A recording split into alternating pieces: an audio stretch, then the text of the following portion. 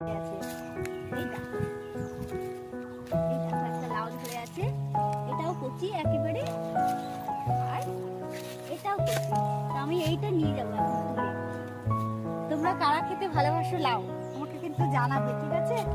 আর লাউয়ের পাতাও যদি নিতে চাও, আর লাউ যদি নিতে চাও চলে আসবে কিন্তু।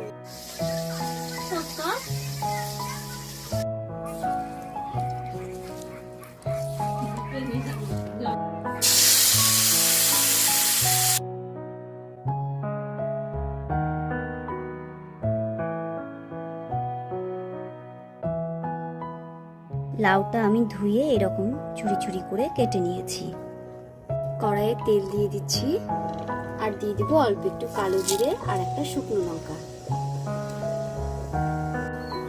এবারে আমি লাউটা দিয়ে দিব।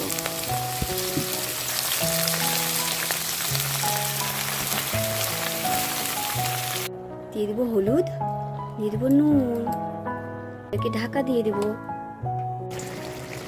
দেখো লাউ দিয়ে কত জল বেরিয়েছে, দেখেছো? লাউয়ের তরকারি রান্না, দেখো এখনো লাউয়ের জল শুকায়নি।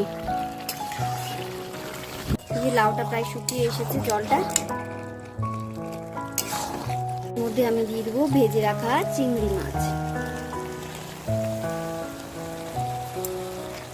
এটাকে আমি আবারও মিনিট 5 একটুখানি নাড়বো। এই মুহূর্তে কিন্তু না নাড়লে লাউটা নিচের দিকে লেগে যাবে, কাজেই কন্টিনিউ নেড়ে যেতে হবে। কমপ্লিট হয়ে গেছে আমার লাউ চিংড়ি। কে কে ভালোবাসো খেতে, আর কে কে এইভাবে লাউ চিংড়ি করো আমাকে অবশ্যই জানিও। ওকে বাই, সবাই খুব ভালো থেকো।